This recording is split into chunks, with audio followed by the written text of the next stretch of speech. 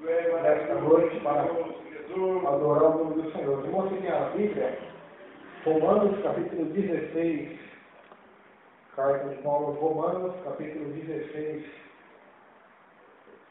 o último capítulo já de Romanos, graças a Deus, até aqui nos ajudou o Senhor. Romanos capítulo 16, verso 1, verso 2 apenas.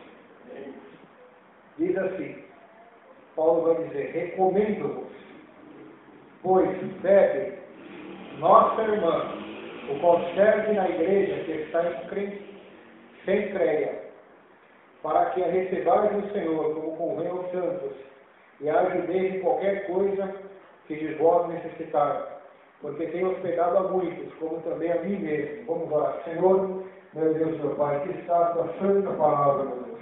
O último capítulo de Romanos, meu Deus, eu sei que este capítulo não foi escrito à toa, mas há lições preciosas, palavras de ensinamento para a nossa alma. Por isso, fala conosco nesta hora, Senhor, pelo poder do Teu Espírito Santo. Amém.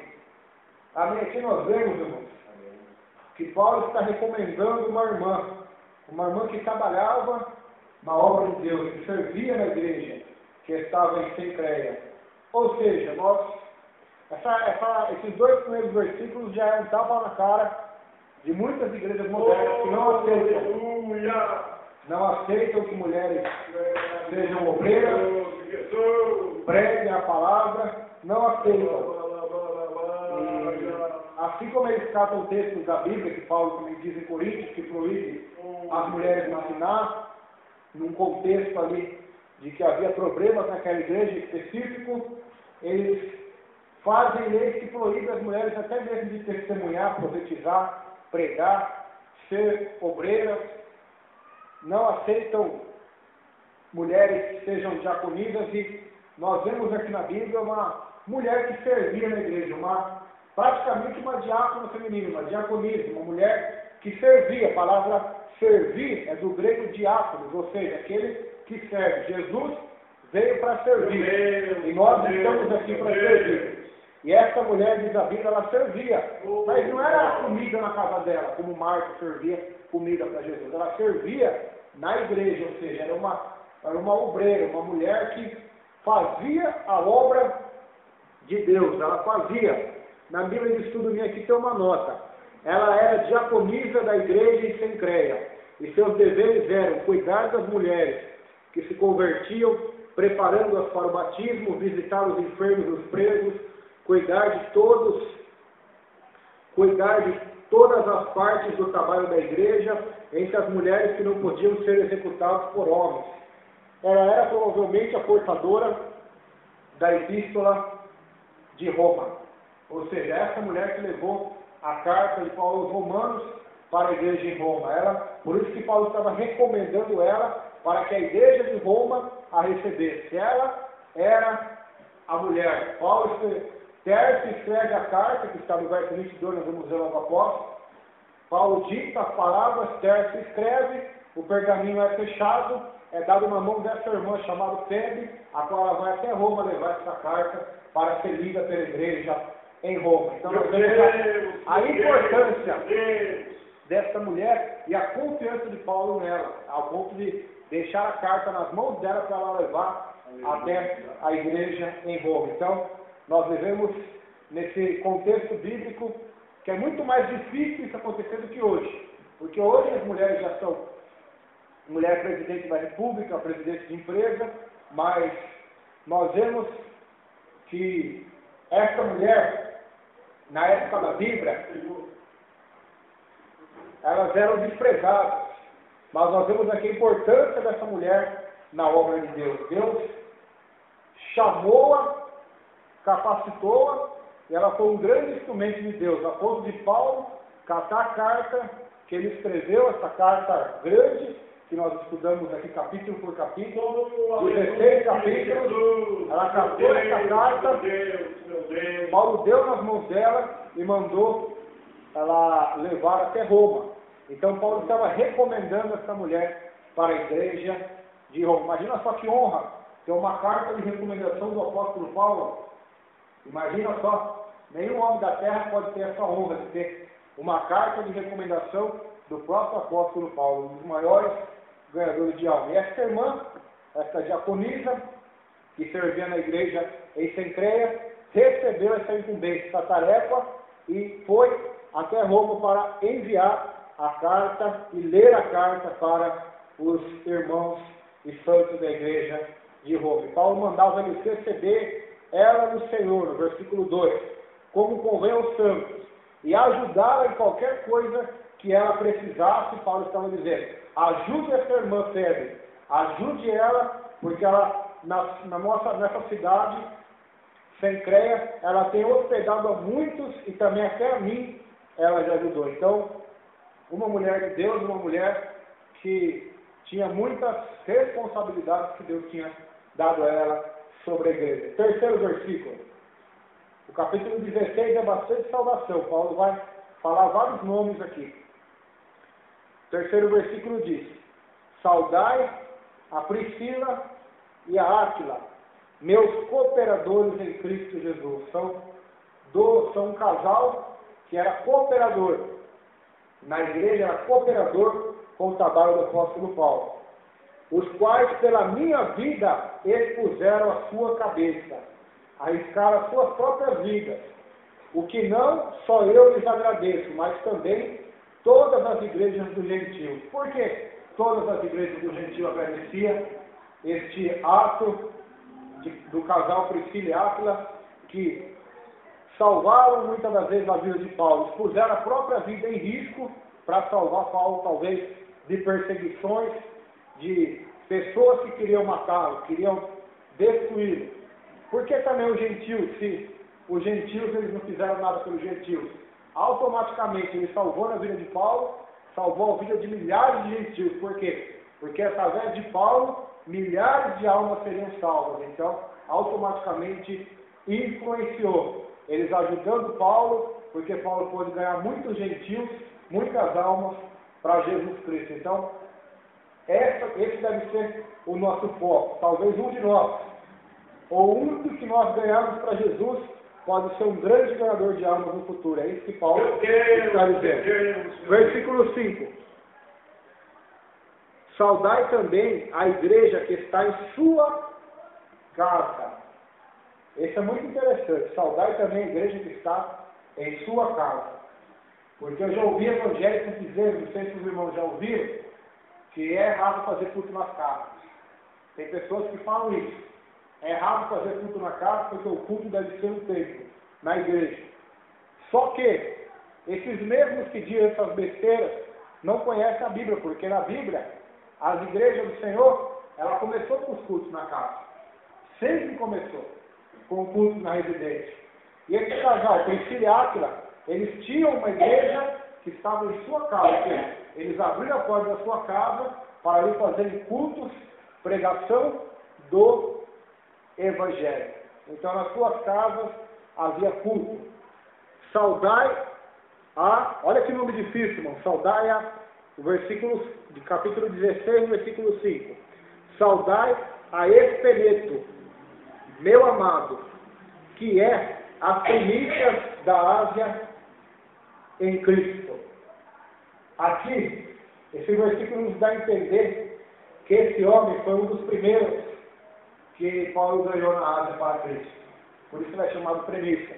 Foi um dos primeiros homens que Paulo ganhou para Cristo. Por isso ele fala, meu amado, que as primícias da Ásia em Cristo. Dos primeiros frutos do ministério de Paulo. Versículo 6.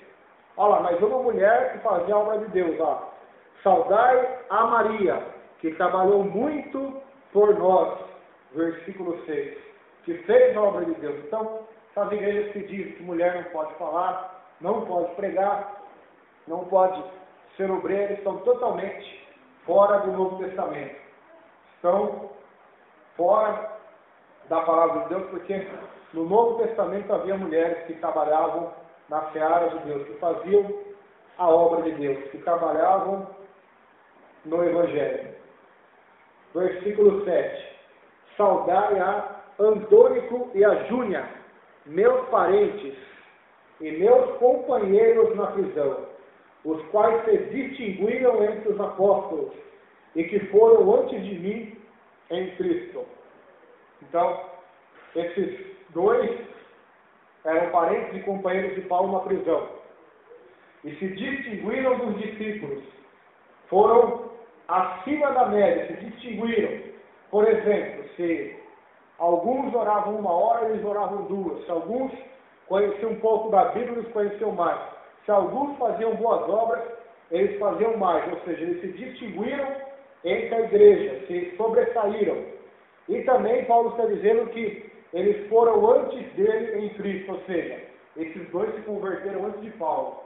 E depois se tornaram companheiros de Paulo, quando mesmo também se converteram.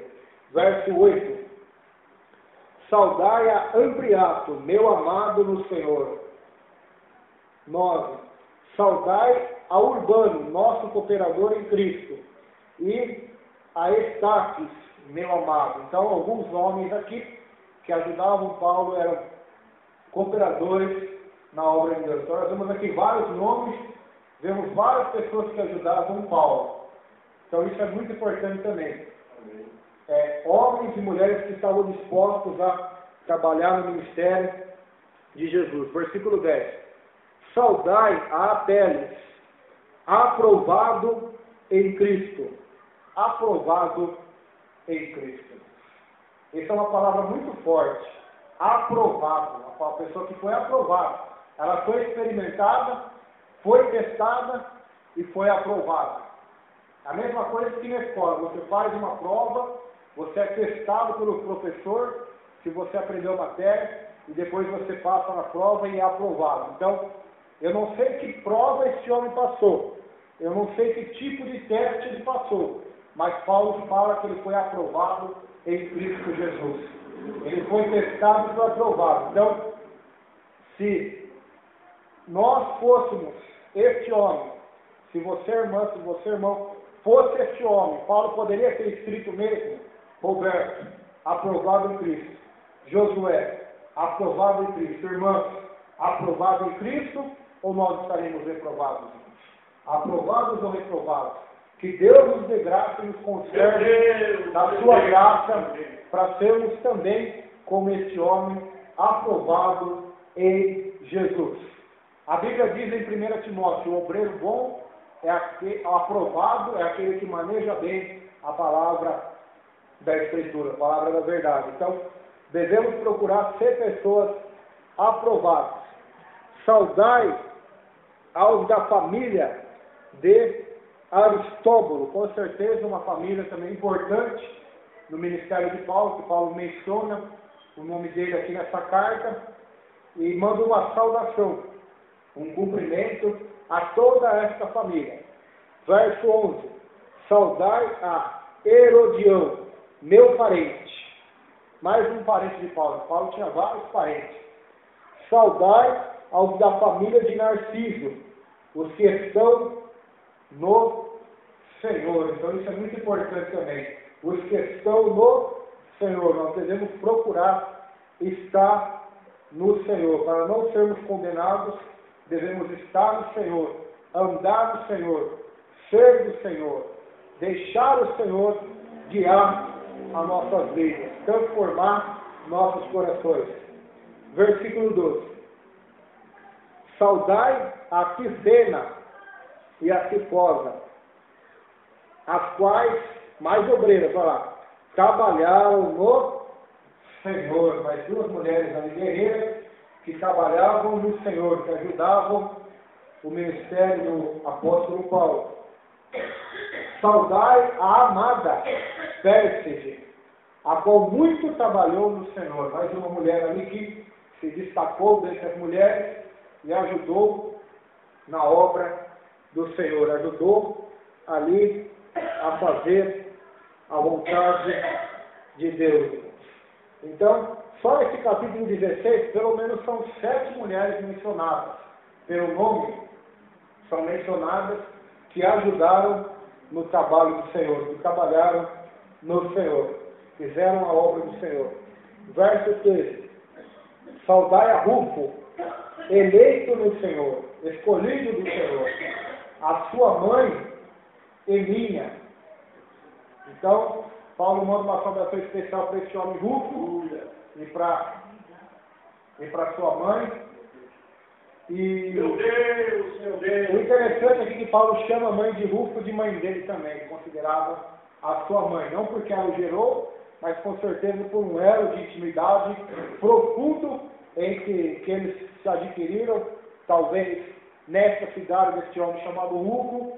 Então Paulo tem a ousadia de chamar a mãe dele de sua própria mãe também, pelo cuidado e pelo carinho que eles tinham em um relacionamento. Saudai a Rufo, olha lá, versículo 3, repetindo de novo. Eleito do Senhor e a sua mãe e minha. Minha mãe também, não somente sua mãe, mas a minha mãe. Verso 14. Saudai, esse nome é difícil de falar, mas eu vou conseguir. Saudai a Asincrito, a Frejonte, a Hermas, a Patobas, a Hermes e aos irmãos que estão com eles. Então nós vemos aqui nomes muito difíceis de falar, nomes diferentes, porque são nomes daquela época, nomes romanos. Assim também como se nós falássemos o nosso nome para eles, Roberto, Josué, Maria, Eliane, para eles vai ser um nome difícil de falar também, porque o nome deles são difíceis. Então, todos esses ajudaram na obra de Deus. 15. Saudai a Filologo e a Júlia, a Nereu e a sua irmã, e a Olimpas, e a todos os santos que com eles estão. Mais saudações que Paulo manda sobre os cristãos. Saudai-vos uns aos outros com um santo ósculo. As igrejas de Cristo vos saúdam. Então, o costume oriental da época era o beijo. O costume da nossa geração, daqui do Ocidente, Brasil, Estados Unidos, é cumprimentar com aperto de mão, né? Mas o costume lá dos judeus, dos árabes, dos povos do outro mundo, do outro lado do mundo, é saudar com um beijo no rosto. Não somente homem com homem, porque tem igrejas aí que dão o ósculo santo, mas só homem com homem, mulher com mulher. Lá não. No Oriente, o ósculo santo é um beijo no rosto, onde os irmãos se saudavam. Costume da época. No Japão, por exemplo, tem um costume. Quando eles vão entrar na casa, eles tiram o sapato, tem que andar descalço na casa. Até na igreja deles cristã, que alguns japoneses se converteram, que até em São Paulo essa igreja, quando eles vão entrar, eles têm que tirar o sapato e estar descalço na igreja. Então, é um costume, irmão. Cada cultura tem o seu costume de cumprimentar. Uns com ósculo, com um beijo no rosto, outros dando a mão, cada cultura. Então, o importante é amar o próximo. Não importa se eu vou cumprimentar abraçando, ou com ósculo, ou dando a mão. O importante é amar, porque o que adianta eu beijar e cair como fez Judas. Judas beijou Jesus no rosto e caiu ele. Muitos dão a mão, batem nas costas, mas não amam. Então, o importante é cumprimentar em amor. Então, as igrejas de Cristo estavam mandando saudação para Roma. Então, havia várias igrejas. E não havia um nome, irmãos, como hoje. Hoje há vários nomes de igreja, né? Cordeiro de Deus, Assembleia de Deus, Brasil para Cristo, e tantos nomes. Mas no princípio não existia, era uma só. Se era a igreja de São Manuel, chamava Igreja em São Manuel, Igreja em Botucatu, Igreja em Areópolis, Igreja em Bauru. Era assim. Mas pelo decorrer da história, foi acontecendo coisas, a igreja entrou por um caminho errado, e houve divisão, porque os que queriam a Bíblia se dividiram da igreja que estava constatando. E assim foi até o dia de hoje, que tem várias denominações. Por isso nós devemos considerar nossos irmãos, não somente os que frequentam a mesma igreja que a nossa, ou a mesma denominação, mas devemos considerar nossos irmãos todas as igrejas de Cristo, ou seja, todos aqueles que creem na palavra de Deus, que professam a fé em Jesus, que andam em Jesus, que tem Ele como seu único e suficiente Salvador e Senhor. Todos esses são parte do corpo de Cristo, são santos em Deus, justos em Cristo, e nós devemos saudar e cumprimentar. Não como algumas igrejas que só cumprimentam sua própria denominação, e para os outros não cumprimentam também. Esse não é o tipo de ensino na Escritura. Pelo contrário, Jesus vai mandar a gente cumprimentar até que Ele nos cumprimente. Então você vê que é radical o negócio. Jesus fala assim, olha, se você cumprimentar, se você amar somente aqueles que te amam, que diferença tem entre você e os que estão lá fora? Mas para vocês mostrarem que são filhos de Deus, amem os seus inimigos, cumprimentem aqueles que não cumprimentam vocês. Orem por aqueles que vos perseguem, amem os seus inimigos, dê a face àqueles que te ferem. Então, este é o ensino de Jesus, irmãos. E muitos acham o ensino de Jesus duro demais, por isso eles inventam tantas regras e tantos mandamentos e doutrinas humanas. Verso 17. Agora Paulo vai falar aqui algo que serve para o nosso ensino. Ele vai mandar essa carta para a igreja em Roma. Olha o que ele vai pedir para eles. Verso 17. Rogo-vos, eu peço a vocês, irmãos, que noteis os que promovem dissensões, divisões, escândalos, contra a doutrina que aprendestes. Desviai-vos deles, porque os tais não servem a nosso Senhor Jesus Cristo, mas ao seu bem, e que com suaves palavras e lisonjas enganam o coração dos simples, das pessoas simples. Então Paulo aqui está pedindo aos irmãos que notem, que examinem, que prestem atenção naqueles líderes que promovem dissensões e escândalo. Mas contra o quê? Contra a doutrina da palavra de Deus, contra os ensinos da palavra de Deus, contra as escrituras de Deus. Por quê? Porque os tais não servem a Jesus, é o que Paulo está dizendo. Eles não servem a Jesus Cristo, mas eles servem ao seu ventre, a si próprios eles servem. E eles querem enganar vocês com palavras suaves, lisonjas, bajulações, meias-verdades. E eles conseguem, Paulo está dizendo. Eles enganam o coração dos simples, daquelas pessoas simples. Eles conseguem enganar. Por quê? Porque eles são pessoas que vão lisonjear. O que é uma lisonja, irmãos? Não sabe o que é uma lisonja, uma bajulação? Desculpe a expressão. É a mesma coisa daquela palavra puxa-saco. Aquela pessoa que vai ficar só querendo te agradar, te elogiar. Você vai estar no erro, vai estar no pecado, ela não vai tocar no seu pecado, porque a intenção dela é te agradar, a intenção dela é fazer você feliz, fazer você se sentir bem. Então, esta é uma marca dos falsos profetas. Eles não servem a Jesus Cristo. E eles não servindo a Jesus, eles não estão preocupados com a salvação deles. Quanto mais com aqueles que estão ouvindo eles pregar. Eles não estão preocupados com a salvação, com a vida eterna.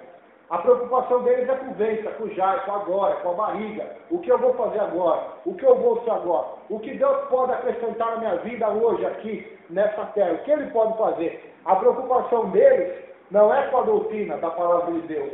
Não é com a santidade de Deus, com a obediência ao Evangelho. Não é com o Espírito Santo, com a pregação do Evangelho. Mas a preocupação deles é com o seu próprio ventre.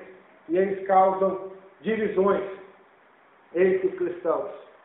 Filipenses, 3º capítulo, verso 19, vai dizer uma das características desses homens. Filipenses, 3º capítulo, verso de número 17, 18 e 19. Paulo vai falar sobre características dos enganadores. Sede também meus imitadores, irmãos, e tende cuidado, segundo o exemplo que tendes em nós, pelos que assim andam. Porque muitos há, dos quais muitas vezes vos disse, e agora também digo, chorando, que são inimigos da cruz de Cristo. O fim deles é a perdição. Olha lá, o Deus deles é o ventre, a barriga, e a glória deles é para a confusão deles mesmos, que só pensam nas coisas terrenas. Mas a nossa cidade está nos céus, onde também esperamos o Salvador, o Senhor Jesus Cristo, e que transformará o nosso corpo abatido pelo sofrimento dessa terra, para ser conforme o seu corpo glorioso, segundo o seu eficaz poder de sujeitar também a si todas as coisas. Então aqui nós vemos a diferença do verdadeiro e do falso. É bem simples os irmãos entenderem. O verdadeiro, como Paulo era o verdadeiro, ensino cristão, então uma esperança de glória, uma esperança de salvação, esperança do céu, do corpo corruptível que Cristo vai nos dar naquele dia, não conforme o nosso corpo que hoje que é abatido, sente dor, sente tristeza, sente desânimo, mas um corpo cheio de glória. Isso é a fé, porque nós não vemos isso aqui agora. É a fé, é a certeza que um dia vamos estar assim para sempre na presença do Senhor. Precisamos de fé. Se você quer agradar a Deus, se eu quero agradar a Deus, é necessário fé. Sem fé é impossível agradar a Deus. Por que Noé agradou a Deus? Se você fosse Noé, você teria fé para construir uma arca, trabalhar mais de 100 anos, debaixo da zombaria do mundo inteiro, trabalhar mais de 100 anos para construir um navio, no meio de um lugar longe da água, sem contar que não tinha transporte ali para transportar o barco. O barco era enorme, era coisa de 100 metros de comprimento, mais a largura e altura. Você teria essa fé para construir esse barco sob a ordem de Deus? Então, muitas das vezes nós precisamos ter essa fé. Porque se não tivermos essa fé de acreditar no que a palavra de Deus diz, nós seremos enganados por aqueles que vão nos lisonjear, vão tentar nos enganar com palavras suaves. É isso que nós vemos hoje. Palavras suaves. Os pregadores cada vez estão mais suaves. As palavras deles estão cada vez mais suaves. Já não se fala mais de inferno na igreja. Já não se fala mais de adultério na igreja. Já não se fala mais de perdoar o inimigo, amar o inimigo. Já não vemos mais essas coisas sendo faladas. Mas somente coisas suaves, irmãos. Quem é que não quer entrar numa igreja e ouvir? Deus vai te curar. Deus vai salvar toda a sua família. Deus vai te dar um bom emprego. Deus vai te exaltar. Aqueles que estão te humilhando vão ser humilhados. Deus vai te colocar lá em cima. Quem de nós que a nossa carne não gosta de ouvir isso? É mentira ou é verdade? Então, é nisso que o diabo está trabalhando hoje. Com palavras suaves e lisonjas, muitos estão sendo enganados. Por quê? Porque querem o bem. O que é o bem? As coisas da agora, as coisas da terra. Nós vimos lá em Filipenses, os quais não servem a Cristo, são inimigos da cruz de Cristo. Por que, Paulo vai dizer? Porque eles só pensam no agora. Eles são como gentios. E Jesus fala para os seus discípulos, meus discípulos, não sejam igual aos gentios. Os gentios só se preocupam com o que vão comer, beber e vestir. Vocês não podem andar inquietos pelo dia de amanhã. Cada dia tem seu mal. Busquem o meu reino, as coisas celestiais, a minha justiça e as demais coisas vos acrescentarei. Então, tudo que eu estou falando aqui hoje, irmãos, eu estou falando com base no ensino de Jesus e dos apóstolos. E nós vivemos nessa época hoje. Na época em que o Evangelho já não tem sido mais pregado, mas tem sido palavras de lisonjas, palavras suaves, palavras light, palavras que não vão mexer na ferida. Se eu tivesse um câncer, que Deus me livre disso, ou você, e nós fôssemos no médico, o médico chegasse e falasse, olha, você não tem nada, o médico quer te agradar, você não tem nada, vamos só te dar uma dipirona e tá bom, ou vamos dar uma injeção para você dormir, tá bom. Aí quando você acorda, vai embora para sua casa, você acha que não tem nada. Depois você morre com o câncer e não adiantou nada. Então é isso que muitos têm feito. A humanidade, as pessoas, estão com câncer na sua vida. E qual é o câncer? É o pecado, irmãos. O que é mais ruim, o inferno ou o pecado? Eu faço uma pergunta para você. O pecado. As chamas do inferno são ruins. Não fazem mal. As chamas do inferno, a Bíblia diz que o inferno é a justa recompensa de Deus, ou seja, não há maldade, ele é uma justa recompensa de Deus. Porque se não existisse pecado, o inferno estaria vazio. Não existiria ninguém no inferno. Então o pecado é o câncer da humanidade. E o pecado pode ter vários nomes: orgulho, vaidade, desejos egoístas. É isso que todo ser humano tem. Eu, você, todos os seres humanos têm. Por isso que o Evangelho não é suave. O Evangelho é radical. Você acha que o povo gostou de ouvir Jesus falar? Quem quer vir após mim, negue-se a si mesmo, tome a sua cruz e me siga. Você acha que o povo gostou de ouvir Jesus falar? Aquele que não renuncia a tudo quanto tem, não pode ser meu discípulo. Você acha que o povo gostou de ouvir Jesus falar? Aquele que não comer do meu corpo e não beber do meu sangue, não terá vida eterna. A Bíblia diz que eles até gemeram e disseram, duro é esse discurso, quem pode ouvi-lo? Está lá em João capítulo 8. Então a multidão vai embora, diz a Bíblia. Aí Jesus chega para os apóstolos e diz, se vocês quiserem ir embora, podem ir embora também. Então Pedro toma a palavra e diz, não, Senhor, só tu tens as palavras de vida eterna. Então, esse é o Evangelho. Nós não vemos nada de suavidade. Jesus não veio para suavizar a nossa vida. Jesus veio para quê? Para fazer nós nascermos de novo. Matar a velha vida e ressuscitar uma nova vida de acordo com a glória e com a presença de Deus. Então, com essas palavras suaves, com essas palavras lisonjas, é que muitos estão tomando uma vacina dos falsos profetas e quando estão acordando, já é tarde demais, porque estão acordando no inferno. Eu vejo isso, irmãos, lá no livro de Jeremias. Jeremias teve uma missão difícil, irmãos. Imagina você profetizar para o seu próprio povo, que vai vir um outro povo e vai matá-los, dominar eles e levá-los como escravos para a terra deles. Essa foi a missão de Jeremias. Mandar Israel se arrepender, porque se eles não se arrependessem, Deus permitiria o inimigo vir e levar os cativos à Babilônia. Mas o povo não queria ouvir a verdade, não queria ouvir a radicalidade da mensagem de Deus. Eles queriam palavras suaves, então eles iam aos falsos profetas. O que os falsos profetas faziam? Profetizavam paz. Vocês querem paz, Israel? Vocês terão paz. Deus dará segurança para vocês. Vocês são um povo escolhido de Deus, a descendência de Abraão. Então Jeremias vai dizer lá no capítulo 23, ai dos profetas que profetizam paz quando não há paz. Ai deles. Por quê? Porque com palavras suaves, palavras para agradar o povo, eles estavam nos enganando. E Jeremias estava falando a verdade para eles, e Jesus disse que a verdade te liberta, e eles não queriam ouvir. O que aconteceu? Os irmãos sabem a história. Nabucodonosor envia seu general, eles abrem o caminho pela muralha de Jerusalém, entram lá, destroem tudo. Até o templo que Salomão construiu foi queimado no fogo, irmãos. Ou seja, nós vemos que Deus não tem pacto com templos de madeira nem de ouro. Pode ser construído por quem for, por mim, por você. Se desobedecermos a Deus, o juízo vem para todos. Essa era a mensagem de Jesus. Por isso eles o crucificaram. Por isso os fariseus tinham raiva dele, tinham inveja dele, queriam matá-lo. Porque a mensagem dele era radical.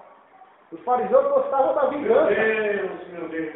Eles gostavam do olho por olho, dente por dente. Se eu tirar um dente da irmã Maria, ela vai ter que tirar o meu. Assim é o pensamento dos fariseus. Agora Jesus vem e diz, vocês têm que amar os seus inimigos. Quem eram os inimigos dele? Os romanos. Os judeus, eles eram escravos dos romanos. Pagavam tributo para César. Eles tinham ódio dos romanos. Agora chega Jesus e diz, você tem que amar os seus inimigos. Eles não queriam amar os seus inimigos. Eles queriam que Jesus fosse um líder que destruísse todos os romanos, todos os inimigos. Então, nós vemos, irmãos, mais uma vez, que o homem natural, como disse Paulo em 1 Coríntios, não compreende as coisas do Espírito de Deus, porque são para ele loucura. Então, que a nossa esperança, irmão, seja a glória de Deus. Nessa terra teremos aflições, passaremos por luta, uns mais do que os outros, mas com certeza, quando findar a luta, quando findar esta vida, nós vamos passar para a vida eterna, passar para a salvação eterna. Então, essa é a mensagem dos falsos profetas. O Evangelho, que não é radical, mas sim palavras suaves, palavras somente para massagear o ego das pessoas. E nós não vemos isso somente na pregação. Até mesmo nos louvores, se você perceber, os louvores antigos, os louvores de hoje, cada vez mais eles não estão adorando a Deus. Cada vez mais os hinos estão sendo mais entoados para as pessoas do que para Deus. É uma mensagem que fala mais com o homem do que uma adoração, um culto a Deus. O próprio culto a Deus perdeu o seu sentido, irmãos. O que é um culto a Deus? Eu vou na igreja porque eu tenho culto. Sabe o que é um culto? É você vir na igreja para adorar a Deus, mas até isso hoje perdeu sentido. Porque hoje as pessoas já nem, até a palavra culto está sumindo, é reunião. Hoje eu vou numa reunião, porque lá vai ter uma campanha das 7 quarta-feira, para mim ter prosperidade, para mim ser curado, para mim ter restauração no meu casamento. Então até a palavra culto a Deus perdeu o significado. Por quê? Porque os homens procuram a Deus por causa do bem, por causa do agora, e não pela vida eterna e pela salvação. Então, é isso que está acontecendo, irmãos. Como já acontecia na época de Paulo. Nessa época já acontecia isso. Hoje também acontece. Os irmãos pensam que todo mundo gostava de Paulo. Eu falo bastante de Paulo aqui. Nós gostamos de Paulo, mas os irmãos pensam que na época de Paulo alguém gostava dele? É só ler a sua morte. Lá em 2 Timóteo, ele vai escrever a carta para Timóteo, ele vai dizer assim: todos me abandonaram. Todos. Demas me abandonou, amando o presente século. Mas, todavia, o Senhor não me abandonou, irmão. Ele está comigo. Jesus, irmãos, quem estava com ele na cruz? Somente Maria, sua mãe e João. Todos o abandonaram, até mesmo seus apóstolos mais chegados. Todos o abandonaram. Mas Deus não os abandonou. Deus estava com eles. Então esse deve ser o teu alvo e meu alvo. Ainda que todos nos abandonem. Ainda que todos.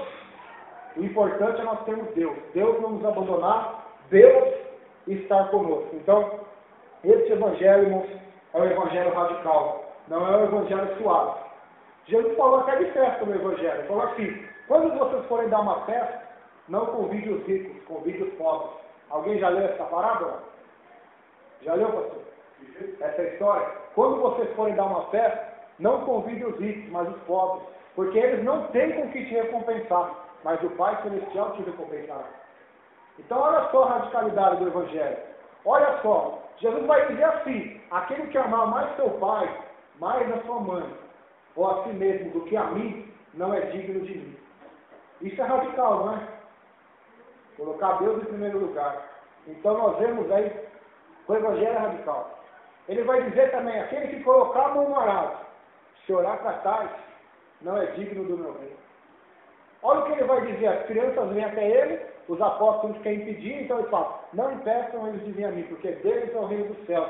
E em verdade vos digo, se vocês não se converterem como eles, não tiverem um coração puro como de uma criança, não vão para o reino dos céus. Olha a radicalidade do evangelho. Isso é suave? O líder da igreja, Pedro, chegou até Jesus e falou: Jesus, tenha compaixão de ti mesmo, não vai para a cruz não. Para que o Senhor vai sofrer na cruz? Jesus olha para ele e diz: arreda-te de mim, Satanás, porque tu pensas só no plano do homem e não no plano de Deus. Olha só as palavras duras, as palavras verdadeiras, mas são palavras de salvação. É como dizem os antigos: o remédio duro é o amargo, mas é aquele que cura, é aquele que salva, é aquele que dá vitória. No momento parece até tristeza, parece até um motivo de tristeza, mas depois, aqueles que por ele são exercitados, aqueles que recebem desse remédio, dessa repreensão, dessa palavra, os frutos são de alegria, são de paz e de regozijo. Então, essa é a característica do falso profeta.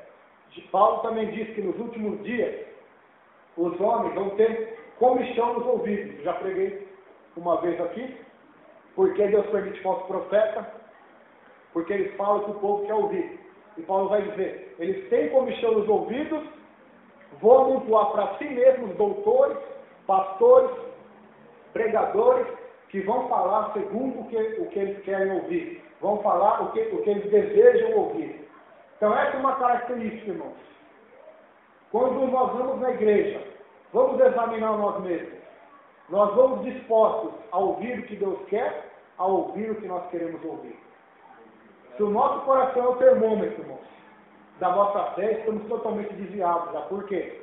Porque se eu vou a uma igreja, que é o que a maioria está fazendo hoje, o que a maioria da cristandade pode estar fazendo, se eu vou a uma igreja para ouvir o que o meu coração deseja, eu já não vou para ouvir o que o Evangelho me oferece, mas eu vou querer fazer de Deus o meu servidor, o meu devedor. E Deus não deve nada a ninguém. E é isso que os homens estão fazendo hoje. Eles estão querendo colocar Deus como seu devedor. E Deus não é devedor de ninguém. Todos nós temos deveres para com Deus. Então, é isso que acontece. Porque os tais não servem o nosso Senhor Jesus Cristo, mas ao ventre. o Deus deles é o seu ventre, e com suaves palavras e lisonjas enganam o coração dos simples, enganam as pessoas. Talvez elas não estão nem com maldade ali, porque é natural nosso, irmãos. Isso é natural do ser humano. Eu quero bem para minha família, eu quero bem para minha vida. Isso é o natural. Isso é uma coisa, é uma simplicidade que todos têm. Então, o que vai acontecer? Satanás vai se aproveitar disso para usar esses homens para cada vez mais levar o homem ao engano. E não se iluda com o diabo, como muitos crentes se iludam. Ele fez 1/3 parte dos anjos cair do céu. 1/3 parte. Eu vou te falar em números para você ter uma noção. Se existissem, que não existe muito mais, 6 milhões de anjos no céu, 2 milhões ele fez cair. Ou seja, muito. E como que ele fez cair? Ele fez milagre? Não. Só com a sua persuasão. Ele chegou e começou a falar para os anjos, esparramar no céu. Olha, vamos sair daqui e vamos fazer um trono para nós, vamos ser semelhantes ao Altíssimo. E nessa conversa dele, nessa mentira, porque Jesus chama ele de pai da mentira, ele fez a 1/3 parte cair do céu. E não eram anjos comuns, eram anjos que viam a Deus. Não eram como nós que não vimos nada, andamos pela fé. Por isso Jesus disse, bem-aventurados aqueles que não me viram, mas creram. Nós não vemos, e se ele conseguiu enganar, quanto mais os homens da terra ele vai conseguir enganar-nos. Com as suas palavras lisonjeiras, mentirosas e suaves para enganar. É aquele detalhe do veneno de rato. É um negócio que o rato gosta de comer, mas no meio daquele negócio existe um pouquinho só do veneno, e aquele pouquinho que vai matar os ratos. Assim é o inimigo da nossa alma. Ele dá um prato cheio, mas no meio daquele prato vai ter uma pitadinha de veneno que vai levar os homens à perdição e à ruína. Por isso precisamos da palavra de Deus. Precisamos vigiar para não estar comendo veneno na panela. O profeta, uma vez, Eliseu, eles estavam comendo e tinha veneno na panela. E o profeta manda cortar ali algo, não me lembro se colocar sal na comida ou alguma erva, quando colocou o veneno saiu da panela. Quantos estão comendo comida envenenada e o final vai ser cruel, irmãos? Então, por isso Paulo manda nós notarmos, observarmos e ficarmos atentos. Lá em Mateus 24, Jesus vai dizer, acautelai-vos dos falsos profetas. Então devemos tomar cuidado. Verso 19. Quanto à vossa obediência, ela é conhecida de todos. Comprazo-me, pois, em vós, e quero que sejais sábios no bem, mas simples no mal. Sejam sábios no bem. Sejam sábios no bem, ou seja, sejam simples como a pomba, mas sejam simples no mal, prudente como a serpente. Então, nós devemos procurar isso. Ser simples como a pomba e prudente como a serpente quando o mal estiver perto de nós. Porque a serpente, se ela estiver na toca dela, e a pessoa colocar a mão, ela vai picar. Ela não vai deixar chegar perto. Assim é o mal. Quando o mal quiser chegar perto de nós devemos o atacar, o espantar na nossa vida pelo poder da palavra de Deus, pelo poder do Espírito Santo de Deus. Não podemos nos contaminar com o mal. E devemos ser puros no bem, sábios no bem, simples no bem. Devemos ser adultos no entendimento e simples como crianças. Devemos estar nesse espírito. Verso 20. E o Deus de paz esmagará em breve Satanás debaixo dos vossos pés. A graça de nosso Senhor Jesus Cristo seja convosco. Amém. E o Deus de paz esmagará em breve Satanás debaixo dos vossos pés. Então, aquela coisa de dizer, Satanás está debaixo do meu pé, eu sapateio nele, eu piso na cabeça dele, como muitos fazem hoje. E até cantam hino que o diabo está debaixo dos pés. Devemos tomar cuidado, irmãos, que não somos nós que vamos esmagar o nosso inimigo debaixo dos nossos pés, mas é Deus. Deus vai esmagar debaixo dos nossos pés, não agora, mas ele está dizendo, em breve, Satanás, é uma profecia. Essa profecia não se cumpriu ainda, irmãos. Quem tem fé que ela vai se cumprir aqui, levanta a mão. Que em breve Deus vai esmagar Satanás debaixo dos nossos pés. Quem tem fé nessa profecia? Ela vai se cumprir. Querendo o diabo ou não, querendo o homem ou não. É a palavra de Deus e vai se cumprir. Assim como Deus cumpriu a sua palavra. 700 anos antes de Cristo nascer, o profeta profetizou: nascerá de uma manjedoura, nascerá de Belém, nascerá de uma virgem. Depois de 700 anos, se cumpriu literalmente. Essa palavra vai se cumprir literalmente também, porque passarão os céus e a terra, mas as palavras de Deus não vão de passar. Então, em breve, Deus vai esmagar o inimigo da igreja debaixo dos seus pés. Verso 21. Saudam-vos Timóteo, meu cooperador. Aquele era cooperador. Já em 1 e 2 Timóteo, ele já se elevou e já era um pastor. Já era um pastor ali da igreja, a qual Paulo manda cartas para ele, para o instruir no seu ministério. Então, aquele já era um cooperador. Saudam-vos Timóteo, meu cooperador. E Lúcio, e Jason, e Sosipato, meus parentes. Então, mais alguns cooperadores e parentes de Paulo, a qual faziam a obra de Deus junto com ele. Verso 22. Olha só, isso aqui muitos crentes não sabem. Eu, Tércio, que esta carta escrevi, vos saúdo no Senhor. Quem escreveu a carta de Romanos não foi Paulo. Foi este homem chamado Tércio. Paulo falava, ia ditando a carta e ia escrevendo. Olha só, muitos crentes não sabem isso. Paulo ditava, ele foi o autor da carta aos Romanos. Mas o escritor foi Tércio. Enquanto ele ia falando, Tércio, que era um escriba, um homem estudado, ele ia escrevendo as palavras de Paulo sobre a carta. Então, Paulo ditou, esse homem chamado Tércio escreveu, em Romanos 16, verso 1 e 2, diz que foi Febe, uma irmã, que levou essa carta até Roma. Paulo estava na cadeia, ele dá a carta para essa mulher chamada Febe, uma obreira, uma diaconisa, a qual vai até a cidade de Roma levar a carta para a igreja ali em Roma ler e escutar. Então, nós vemos aí que muitos não sabem disso, mas foi Tércio que escreveu esta carta. Verso 23. Saudai-vos Gaio, meu hospedeiro, e toda a igreja. Sauda-vos Erasto, procurador da cidade, e também o irmão Quarto. A graça de nosso Senhor Jesus seja com todos vós. Amém. Então, mais saudações a mais obreiros e homens que ajudavam Paulo. Verso 25. Ora, aquele que é poderoso para vos confirmar, segundo o meu evangelho, e a pregação de Jesus Cristo, conforme a revelação do mistério que desde tempos eternos esteve oculto, mas que se manifestou agora, e se notificou pelas escrituras dos profetas, segundo o mandamento do Deus eterno, a todas as nações para a obediência da fé. A único Deus sábio seja dada a glória por Jesus Cristo para todos sempre. Amém. Então, o único que pode nos confirmar na presença de Deus é o Senhor. O Senhor tem esse poder para nos confirmar segundo o Evangelho e a pregação de Jesus Cristo. Essa era a pregação de Paulo. Dois nomes somente. Jesus Cristo. Esta deve ser a nossa pregação.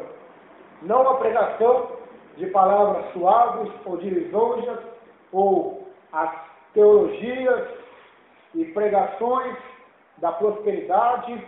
Não, mas deve ser Jesus Cristo. O que Ele quiser fazer, Ele fará para a glória do nome dEle. Se Ele quiser prosperar minha vida, prosperar a sua, glória a Deus.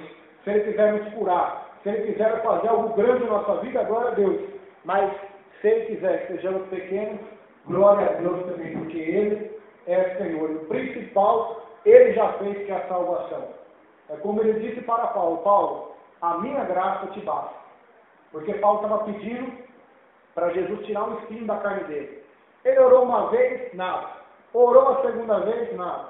Orou a terceira vez, Jesus aparece e ele diz: olha, eu não vou fazer isso que você quer. A minha graça já te basta. O que eu fiz por você na cruz, Paulo, já basta. Você não merecia ir para o céu. Agora você vai pela minha graça. Eu te salvei. Você ia para a condenação, agora vai para a salvação. A minha graça te basta, Paulo. O meu poder se aperfeiçoa na tua fraqueza. E essa é a verdade para nós, irmãos. A graça de Deus nos basta. A graça de Deus. Porque se eu tivesse todas as bênçãos de Deus, mas não tivesse a graça, eu seria um miserável. Eu seria um condenado eternamente ao inferno.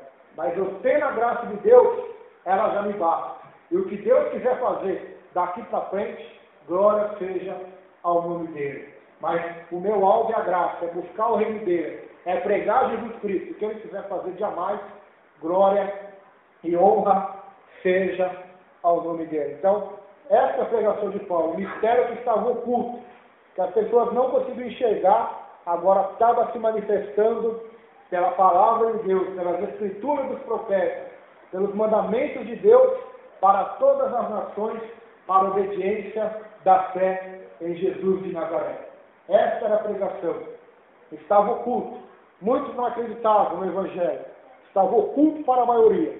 Mas para quem crê, para quem aceitar a mensagem, tiver os olhos abertos, então para ele é salvação e vida eterna. Verso 27. Ao único Deus, sábio, seja dada a glória por Jesus Cristo para todo o sempre. Então, esse é o Deus que devemos servir, o único e verdadeiro Deus. Amém, queridos? Segunda-feira que vem começamos a carta aos Gálatas. Vamos colocar em pé para orar nesta noite. Quem sabe você está decepcionado com Deus, angustiado por alguma coisa que Deus não fez ou deixou de fazer. Mas a palavra de Deus é para nós hoje. A minha graça te basta. O meu poder se aperfeiçoa na tua fraqueza. Nem sempre. A maioria das vezes não é como nós queremos, mas é como Ele quer. É como Ele faz e é como Ele age. Senhor, meu Deus e Pai, ajuda-nos nessa noite, Senhor, a entender o teu trabalhar, a confiar no teu agir, a obedecer o teu evangelho, porque a tua graça nos basta, Senhor. O teu poder se aperfeiçoa nas nossas fraquezas, Pai. Por isso nos ajuda, meu Deus, a sermos fiéis ao Senhor, a obedecermos a tua palavra, assim como esses obreiros e obreiras do capítulo 16 de Romanos, que ajudaram o apóstolo Paulo, que eram cooperadores na obra de Deus, Pai. Que nós podemos fazer parte, que este capítulo continue sendo escrito, meu Deus, o capítulo 16 de Romanos, e que os nossos nomes estão escritos lá, homens que fizeram a obra de Deus, que cooperaram, mulheres que cooperaram, que fizeram a obra de Deus, apesar dos perigos, apesar dos problemas, assim como Priscila e Áquila, que arriscaram sua própria vida para fazer a obra de Deus, meu Deus. Eu não sei o que aconteceu, se eles sofreram perigos, ameaças de morte, mas eu sei que eles foram fiéis. Nos ajuda a ser fiéis, combater o bom combate e acabar a carreira e guardar a fé, para a glória e honra do teu nome. Amém. Que o grande amor de Deus